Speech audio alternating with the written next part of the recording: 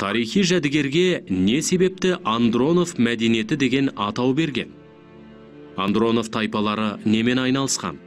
Олардың баспаналары қандай болған? Андронов тайпалары қоныстарының ерекшелігі неде? Бейғазы Дәндібай мәдениетін кім ашты? Бейғазы Дәндібай мәдениетіне жататын ескерткіштердің ерекшелігі неде?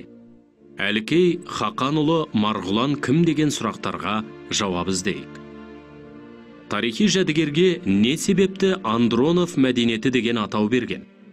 Андронов мәдениеті оңтүстік Сібірдегі Ачинск қаласының маңындағы Андронов селосының аумағынан табылған. Сондықтан бұл ескерткіштер табылған жердің атына байланысты Андронов мәдениеті деген атау алған. Археологтар қола дәуірінің бұл мәдениетін ең алғаш 1914 жылы тапқан.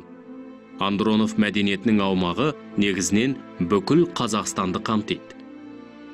Андронов тайпалары немен айналысқан? Андронов тайпаларының негізгі кәсібі әрине мал шаруашылығы болған. Олар 4 түлік малдың барлығын өсірген. Тамақтары да негізінен ет пен сүттен алынған. Ал өзен, көл маңында тұратындар егіншілікпен айналысып, арпа, бидай, тары өсірген. Арасында өзеннен балық та аулап жеген. Андроновтардың баспаналары қандай болған? Баспаналары жартылай жертөле болды. Тұрғын жайдың төбесін бірнеше тіреумен тірелген екі жақты немесе киіз үйдікіндей шатыр жапқан. Үй салуға көбіне бөрене пайдаланды, ал бөрене болмаған жағдайда үйді тастан қалап салды. Қоныстарын өзен немесе көлдің жағасына салған. Баспанамен іргелес мал ұстайтын қоралары да болған. Қоныстары әдетте 10-20 тұрғын үйден тұрды. Андронов тайпаларының қоныстарының ерекшелігі неде? Қонысқа жақын жерде рулық зираттар орналасқан. Қайтыс болған адамды бір қырынан қол аяғын бүгіп, ана құрсағында жатқандай жерлеген. Қайтыс болған адамды еңбек құралдары және қару-жарақтармен бірге жерлеген. Кейбір аймақтарда кремация, мәйітті өртеу ғұрпы тараған. Бұған тұрақтардан табылған күйген сүйек қалдықтары дәлел болады. Бейғазы Дәндібай мәдениетін кім ашты? Академик Әлкей Хақанұлы Марғұлан орталық Қазақстан жерінен қола дәуірінің теңдесі жоқ ескерткіштер кешені Бейғазы Дәндібай мәдениетін ашты.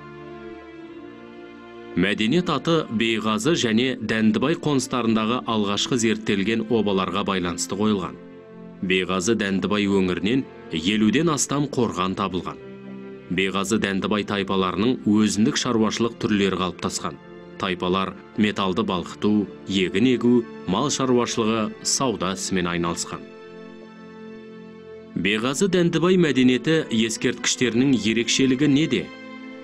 Бұл мәдениетке Атасу өзенінен Ертіске дейінгі байтақ даладан табылған ескерткіштер кіреді.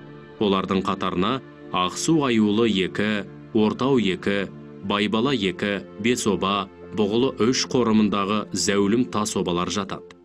Бұл обалар әлеуметтік сатыда жоғары тұрған көсемдерге арнап салынған. Ақсу аюлы 2 қорымындағы ең үлкен обаның биіктігі 2 метрден асады, ал диаметрі 30 метр.